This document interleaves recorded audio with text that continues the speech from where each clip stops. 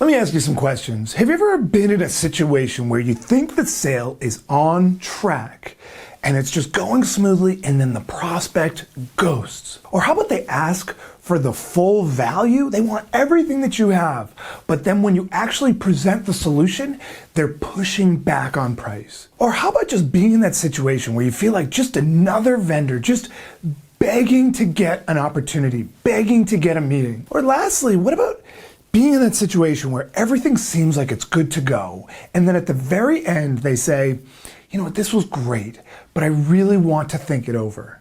And then the sale seems to just stall from there. If you've dealt with any of those issues, chances are that you are dealing with a problem that may seem a little counter to what you might have thought. The real problem is that you are stuck in the old approach to selling and that you haven't applied the new model that gives you full control over each and every sales opportunity. And so most salespeople are stuck in that old approach of using those strategies that are predictable and that the prospect expects and doing it over and over and over again, expecting a different response. So we need to break that pattern. My name is Mark Washek, and I'm the founder of the Sales Insights Lab. And what I'm going to share with you in this training is the exact process that I have used to build my business, and more importantly, that I've used to help thousands of clients use to absolutely blow up their sales. In this video, I'm going to share with you the 8 keys to overcoming objections in sales. Check it out. First and foremost, the first step is that we must stop overcoming objections. We must stop the process of overcoming objections in the first place. What often happens is that salespeople are using that traditional approach where they're trying to get interest from any prospect, and then they're presenting their solutions, and then at the end, there are going to be all of these question marks in the prospect's brain. And so what happens is that the buyer and the seller get into this arm wrestling match at the end, where the buyer is throwing out objection, objection, objection.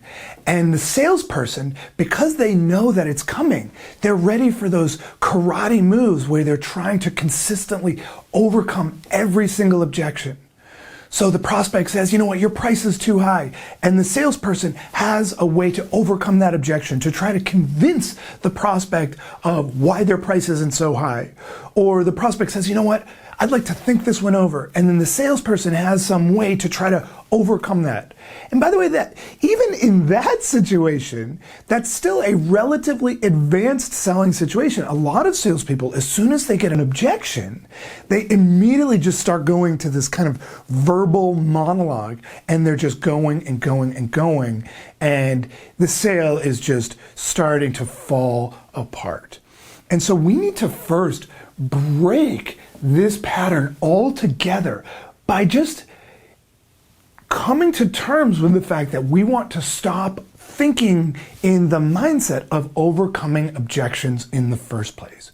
What you ultimately want to do is you want to avoid objections. It's about objection avoidance, not objection overcoming. So the stronger you can be in the sales process, the less likely you are to actually get real objections at the end. Now, I'm not saying that you can avoid overcoming any objections. Of course, there are going to be some strategies, and we'll talk about it, how you can ultimately overcome some objections that were just unavoidable.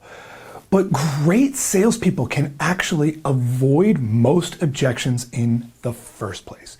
And so that's why we start with this idea of just stop being in the mindset of overcoming objections in the first place. Number 2 is that we must have a sales process. So have a process.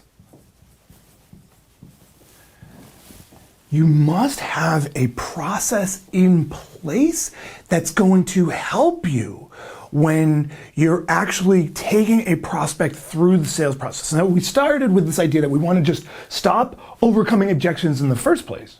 And the way you avoid objections is by having a sales process that is ultimately going to help your prospect recognize value.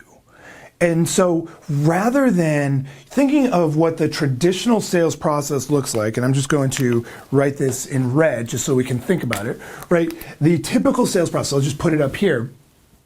The typical sales process looks something like this, right? So you've got, prospect comes into the funnel, kind of haphazardly. So we'll call that kind of haphazard. So they're kind of selling to anyone. And then from there, we're either pitching or probing. Again, this is what standard salespeople are doing. And then from there, we're going into present. I know I'm cramming this in, but I'm out of board space here. And then when we go from present, then immediately we go to overcome objections. Or actually what might often be in this place too is like a close, right? So we're doing some kind of a close in this process. And so the problem with this process is that at no point has your prospect really recognized full value for what it is you're offering. So by having a process, which we're going to talk about today, what that looks like, having a process that you know can work on a repeatable and reliable basis is exactly what you need to have in place in order to consistently not just overcome objections, but actually avoid them, and more importantly, is close sales on a consistent basis. So that way you can just use your process, so kind of get rid of this, I'll cross that out. You use that process over and over and over again, and your good process, right? So put a little check mark there. Use your good process, and that way prospects both recognize value and at the end are ready to make an informed decision. And by the way, if a prospect isn't a fit, that's okay too.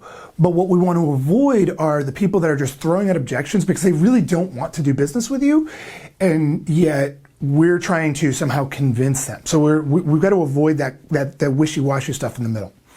And so that actually brings us to our next step, which is number 3, which is going to seem pretty counterintuitive if you haven't followed any of my content before. And that is that you want to actually disqualify. You want to disqualify prospects. And so by disqualify, here's what we mean. Typical salespeople are doing one of two things usually. They are either trying to persuade prospects to do business with them. So they're pushing prospects in a certain direction. Or they're trying to qualify through probing questions, which oftentimes are pretty transparent. And so the prospect is feeling ultimately pushed in a certain direction. Because the challenge with persuasion is that with persuasion, you're basically assuming that every single prospect you get in front of is a good fit. And so you're trying to convince everyone to do business with you. And that's not what we want to be doing. What we ultimately want to do is think like a doctor and basically ask questions to determine whether the prospect is a fit in the first place. And by the way, if they're not a fit, that's totally cool. We can just move on, we can part as friends, and focus on people that actually are a fit. But if they are a fit, through the process of disqualification, by asking those appropriate questions that are ultimately creating value, helping the prospect think through what is the best solution for my business problem that I'm facing, or the problem that I'm facing personally. By taking them through that disqualification process, now by the end of that disqualification process, they recognize massive value, and now they're craving that solution. And so when you can actually present the solution, now you're in a situation where the prospect is saying, okay, this feels like exactly what I need. And so that's the power of disqualification. You want to take that traditional model of the kind of haphazard, pitch, probe, present, close, overcome objections. You want to take that model and flip it upside down and actually think in a way where I don't know if every single person that I talk to is a fit. So the next time a prospect says, why should I do business with you? Right? Typical salesperson response is, well, we've been in business for 43 years, or we have the best service. Instead of all that stuff, which your prospect is immediately going to just discount.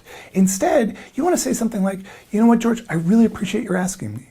Quite frankly, at this point in the conversation, I'm not sure that I am the best fit for you. Would it be okay if I asked some questions to find out what's going on and ultimately determine whether we're a fit? Boom. You do that, now the prospect is like, whoa, this person is an expert. They're telling me they're not even sure if they are the right fit. And so now you're in a position of strength rather than weakness. That is the power of disqualifying. So now we're going to take to the next piece here, which is, again, this is all about avoiding objections. That's why we're doing this, is that we're trying to get ourselves into a position that at the end of the sale, we're avoiding most of those objections. And by the way, one other thing I'll say that during the disqualification process is if you are hearing them talk about something that might seem like it might ultimately become an objection, bring it up during the disqualification phase. Don't avoid the issue. So, right, if the prospect has mentioned that there's someone else that they're going to be running this decision by, if they mention that here, you want to find out who that person is. What's the process, the whole thing, so that way you don't get all the way to the end of the sale and then they're like, oh, well, actually I have to run this by 3 other people, right? That's an objection that you could have avoided. Does that make sense? That's the power of this stuff. So now, what we ultimately want to do, most people go at this point into some kind of a presentation. And what we're going to do is, instead of just presenting, we are solving the problems.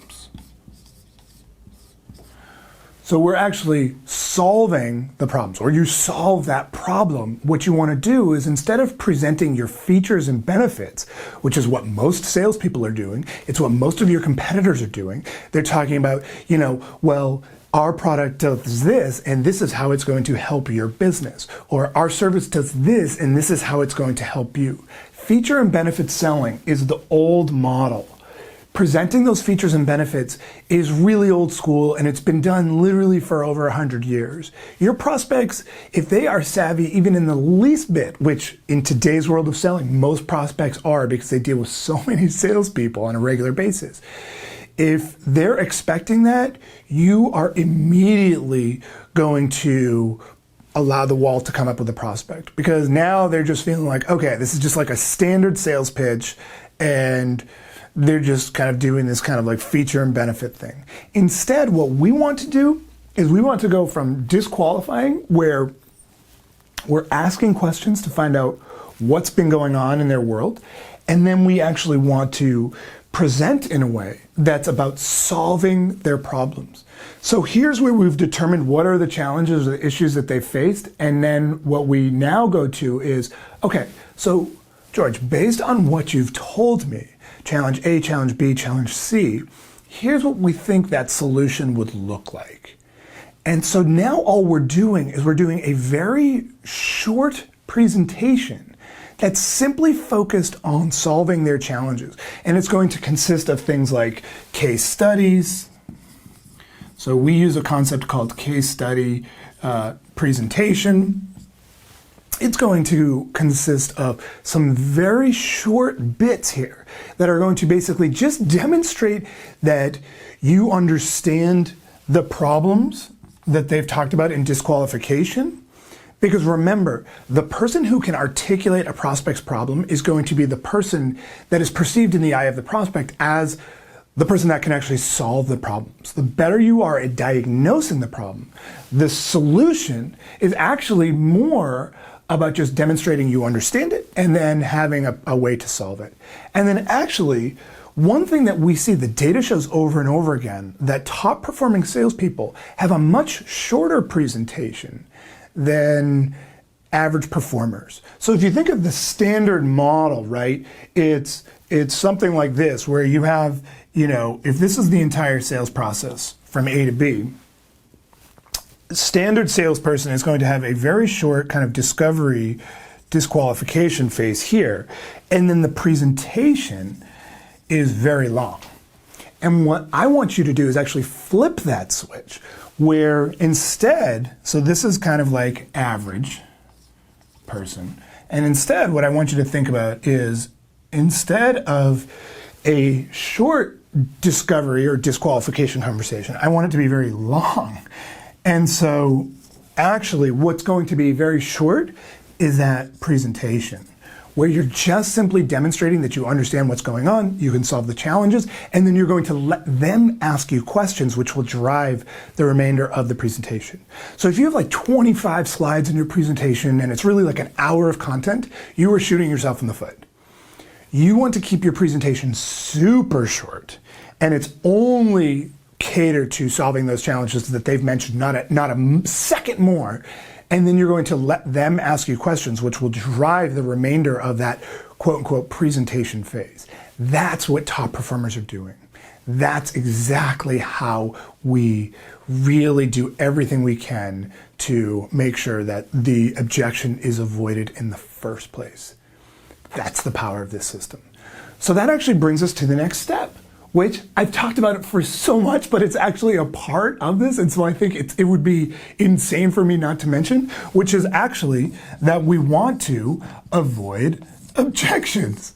So we don't have to spend a lot of time on this idea, because I think we've made it really clear that that's important.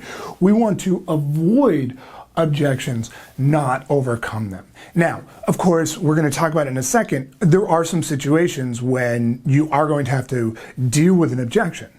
But the more we can avoid the objections in the early part of this process, the stronger we are going into the completion of the sale. And so by asking good questions, by any time we hear something that might sound like a potential objection, by dealing with that before we actually present, before we go for that close, that's how we avoid objections in the first place. And by the way, there are going to be situations where a prospect will say something and it's over, right? It's basically like, all right, if that's an issue for you, then chances are this is not going to be a fit, right? If your prospect has no money, which a lot of times the prospects who have the most pain and they really want what you have, they don't have money, right? They can literally not have money in some cases, particularly in marketplaces like this that we're in right now. So that's okay, but you want to deal with that up front. Again, so I forgot to mention, this is kind of the sales professional, right? You want to be dealing with that stuff in the early part of the sale. So that way, at the end, you're not kind of getting into that arm wrestling match, because that's where you want to avoid it. And I'll give you an example. If you're dealing with a prospect who, says, right now, things are really tight, right? We've probably all heard that, like money is really tight right now. They say that kind of offhandedly at the beginning of the conversation. Now, a lot of salespeople would just kind of avoid that conversation, or would just kind of try to push through. What a sales professional will do is key up on that and say, you just mentioned things are really tight right now. Help me understand what's going on. And they're like, oh, okay, well, and by the way, remember, you've inquired, you've dug into that. That's the power. So the prospect is now like, oh, well, because of what's going on, we're really cutting back on expenses.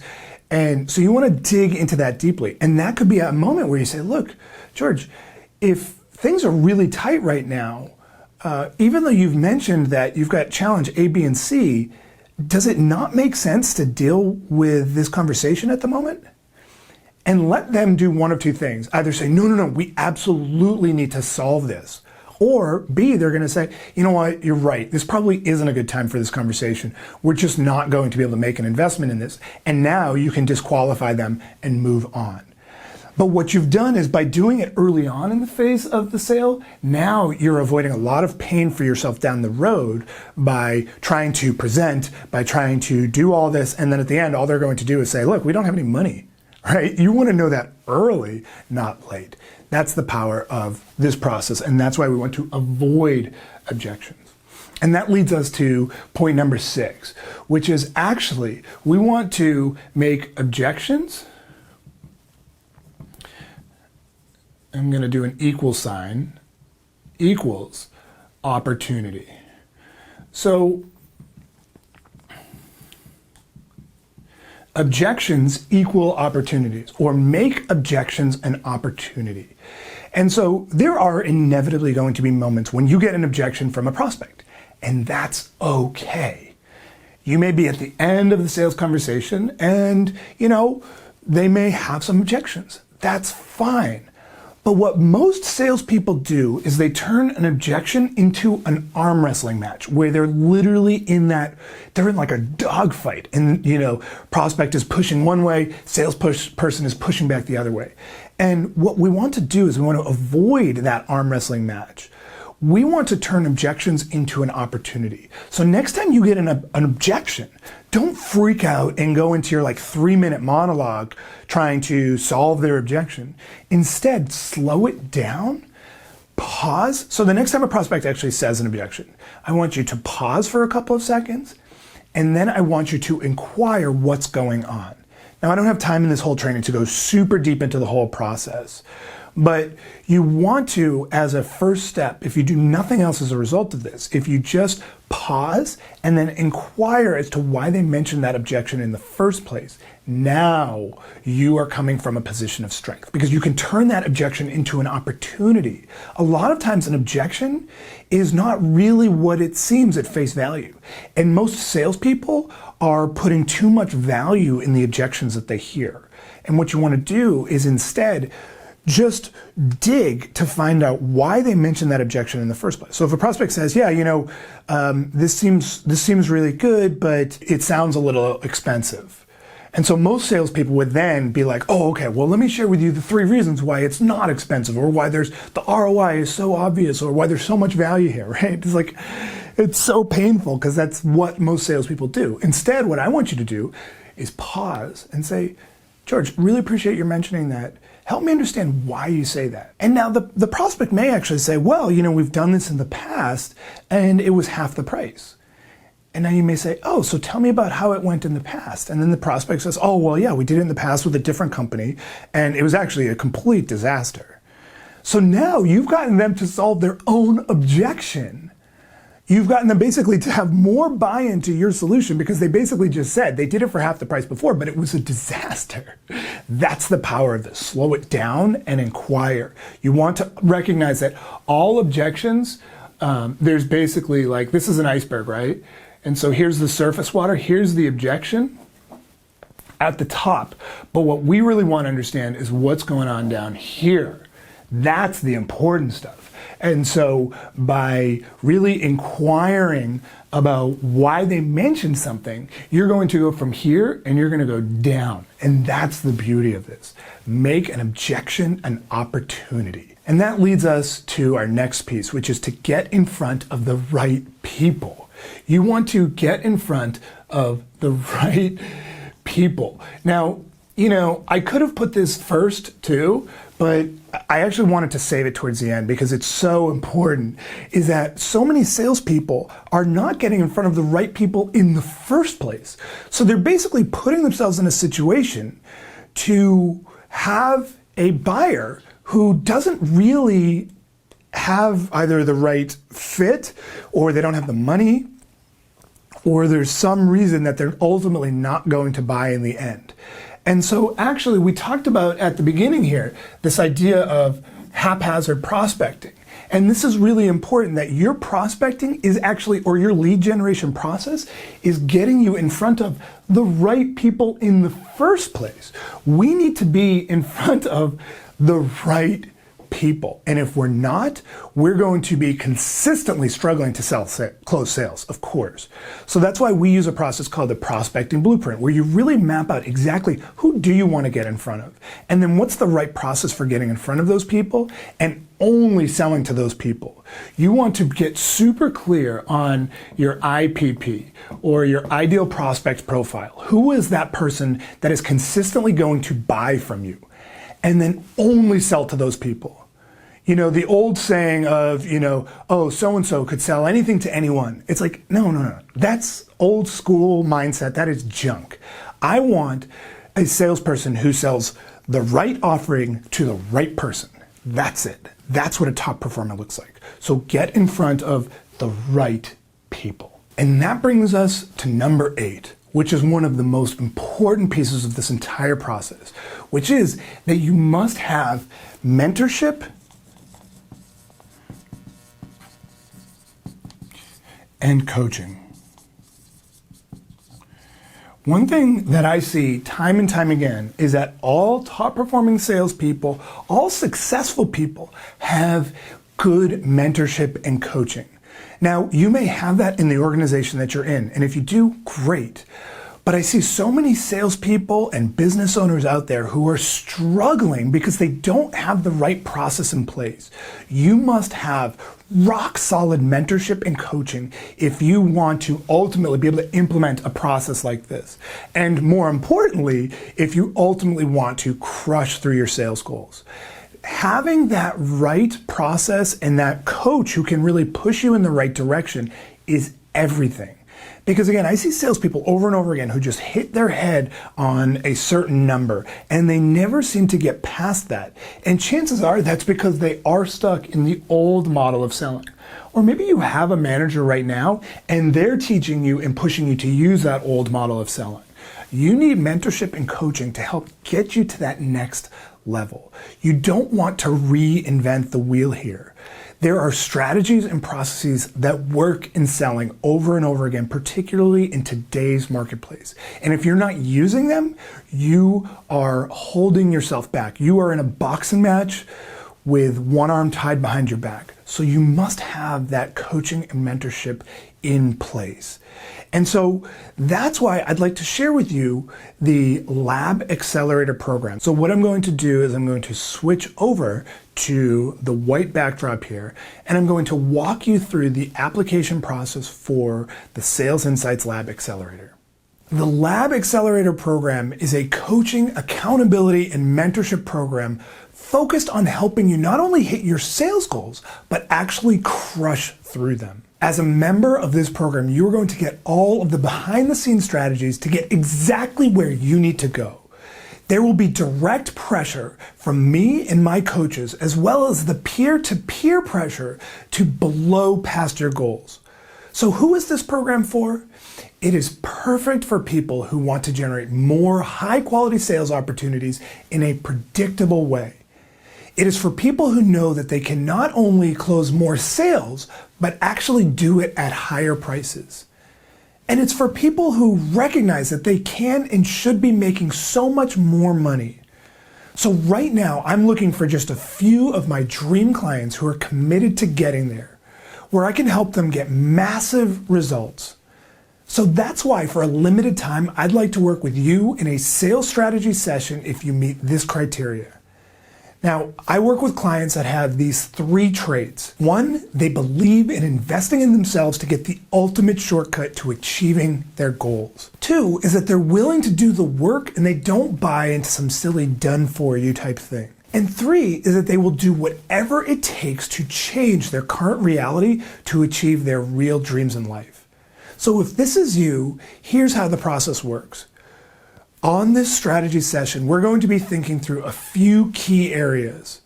First, how are you generating your sales opportunities and are they coming in a predictable way? Next is, how are you converting leads into sales and is there a thoughtful process to actually maximize every opportunity? And then what are you doing on a day-to-day basis to move the sales needle just a little bit to ensure that you ultimately crush through your sales goals? You must be willing to have some skin in the game and be willing to invest some money to achieve your results. Because working with me and my team is not cheap. But most Accelerator members make back their investment in just the first few sales. So who is this not for? It's not for people who are on the fence about being in sales. You must be totally committed to mastering sales. It's not for people who like to make excuses and complain about why things aren't working. And it's not for people who want their hand held every step of the way and they're going to resist that change. And it's not for people who aren't serious about growing their sales in a major way. If you're comfortable where you are and don't really care to change your situation, then this isn't for you. You must be hungry. Knowing that we're a good fit is crucial. And that means that if I'm going to invest my energy and my team's energy in your success, then I'm going to need to believe that it's a strong fit. So if we don't think it's a good fit, then we'll be sure to let you know in the strategy session. We must be selective because the power of this group is what either lifts everyone up or can pull people down.